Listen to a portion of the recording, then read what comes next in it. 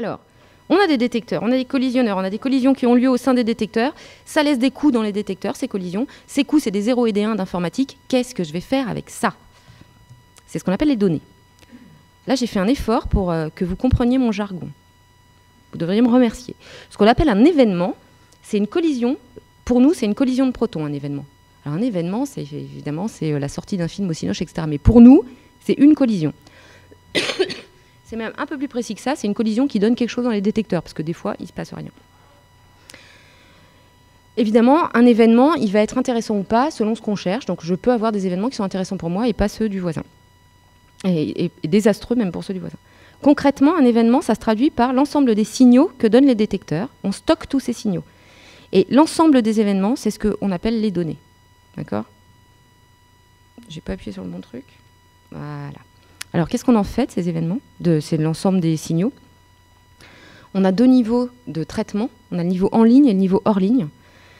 Alors, en ligne, évidemment, il faut numériser tout ça, c'est-à-dire les coûts d'électronique, il faut tout numériser, et ensuite faire des calculs très rapides d'énergie, par exemple, ou d'identification, pour pouvoir sélectionner les événements intéressants. Parce qu'il n'y a rien au monde qui est capable de stocker ou traiter 400 MHz ou 40 MHz, parce qu'on en remplit 1 sur 10 de données. C'est impossible. Et des fois, il y a des événements qui, pour nous, pour la physique, ne nous intéresseront pas. Donc, par exemple, si on cherche, je ne sais pas, je vais dire un exemple au pif, le boson de Higgs qui se désintégrerait en 4 électrons, c'est possible, enfin 2 électrons, 2 positrons, eh bien, évidemment, je vais vouloir regarder les événements avec des électrons dedans. Donc, j'ai besoin de calculs ultra rapides qui reconnaissent les électrons à la louche. C'est le sens de ce dessin-là, c'est-à-dire au lieu de faire finement, on fait ça par grandes régions du détecteur qu'on appelle des régions d'intérêt, à la louche pour très vite dire ouais, ça je garde, ça je jette, ça je garde, ça je jette.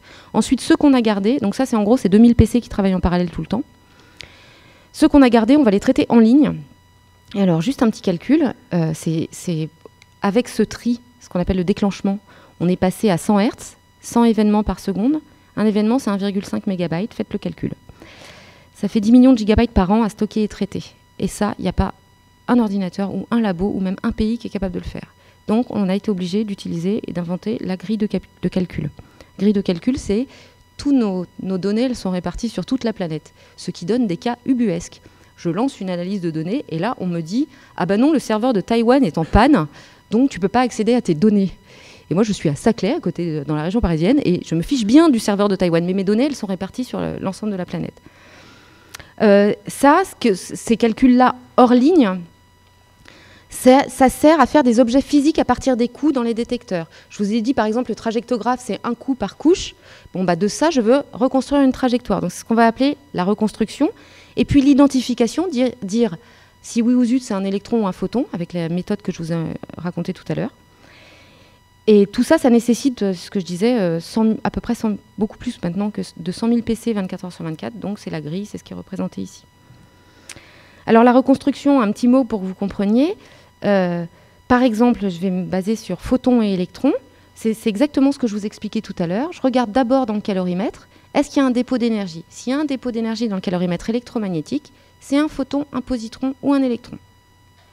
Ensuite, je regarde dans le détecteur de traces. Est-ce qu'il y a une trace qui correspond à ce dépôt d'énergie dans le calorimètre électromagnétique?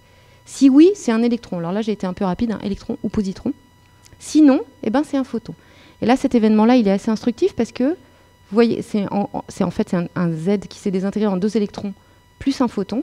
Et vous voyez les 2 électrons ici, ils ont laissé des traces qu'on a redessinées en rouge pour que vous compreniez. L'électron n'est pas rouge. Et donc, des traces qui correspondent à des dépôts d'énergie dans le calorimètre électromagnétique. Et là, un dépôt dans le calo et rien en face. Donc ça, c'est un photon. Donc c'est ce qu'on fait, on reconstruit les données. Puis après, on analyse. Alors, il y a beaucoup de blabla, mais je vais réduire. J'ai dit que j'allais vous montrer comment on avait sorti le signal de Higgs avec les données qu'on a enregistrées jusqu'à maintenant. Donc le problème, c'est vraiment l'aiguille dans la botte de foin, c'est vraiment reconnaître un boson de Higgs parmi 10 milliards de fois plus d'autres événements qui vont avoir tendance en plus à lui ressembler. Alors analyser les données, encore un petit peu de jargon, c'est reconnaître le signal. Le signal, c'est ce que je cherche. Parmi tous les événements enregistrés, et tout ce qui ne sera pas mon signal, c'est le bruit de fond. C'est ce que je disais tout à l'heure. Je suis dans un bureau où mon signal à moi est le bruit de fond du mec d'en face qui fait une autre analyse que moi, d'accord ? Ça dépend vraiment de l'analyse qu'on s'est donnée. Mettons qu'on cherche le boson de Higgs qui se désintègre en 2 photons. Alors, Pourquoi en 2 photons? Je vous ai dit que le boson de Higgs, il avait plusieurs façons de se désintégrer. Vous vous rappelez tous les petits diagrammes de Feynman, là? C'est le diagramme, pas le diagramme, le plot est redonné ici. Donc en fonction de la masse du boson de Higgs, la probabilité de se désintégrer. Alors, il peut se désintégrer, par exemple, de façon très probable, comparativement, c'est toujours un Higgs, en WW, ou très peu probable en gamma-gamma. Mais les WW vont se désintégrer en des choses qui ressemblent à n'importe quel autre événement tout venant dans le détecteur, ou presque, alors que gamma-gamma, c'est un événement comme celui que je vous ai montré tout à l'heure. Un photon, ça se voit comme le nez au milieu de la figure. C'est pas de trace, c'est un beau dépôt dans le calot.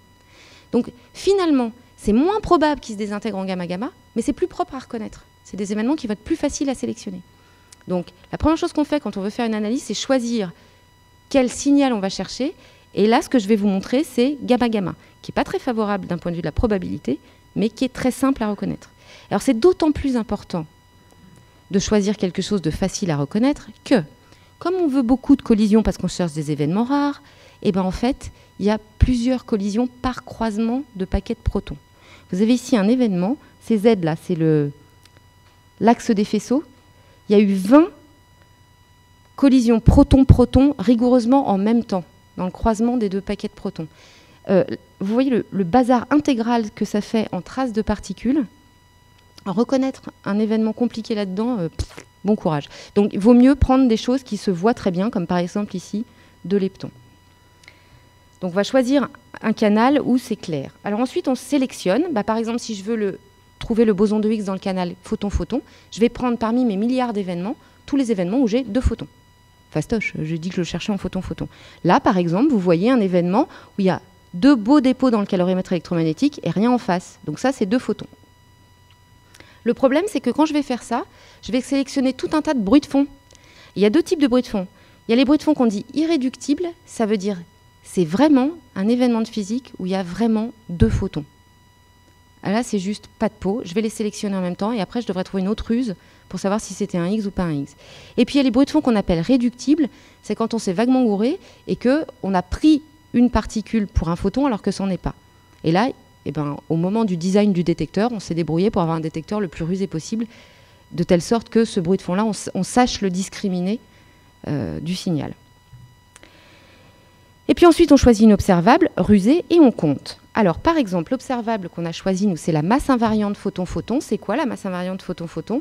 C'est à partir des énergies et des directions des 2 photons, reconstruire la masse de la particule dont ils sont issus, si jamais c'est bien une particule qui s'est désintégrée en 2 photons. C'est ce qui est représenté ici sur l'axe X. Là, c'est juste le nombre d'événements. Alors, avec les toutes premières données qu'on a accumulées en 2011, je vais vous raconter une petite anecdote, on sortait ça. OK? Ça, c'est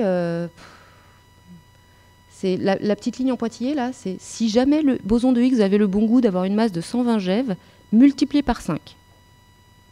D'accord?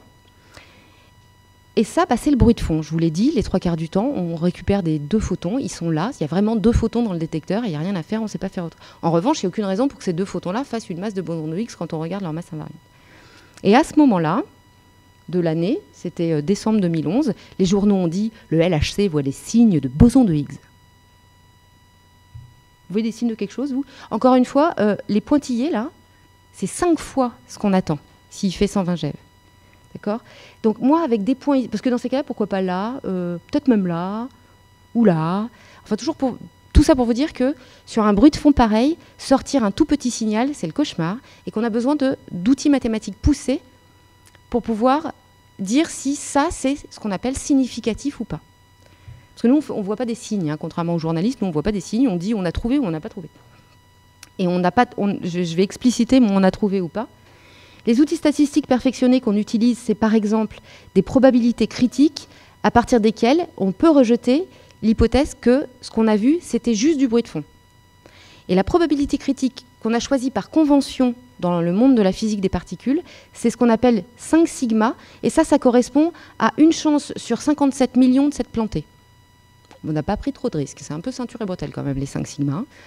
Et alors, quand je regarde cette probabilité critique en fonction de la masse du boson de Higgs avec ces résultats-là, je descends jamais à mieux que quelques 10-1. Je suis très loin des 1 sur 1 million, d'accord ?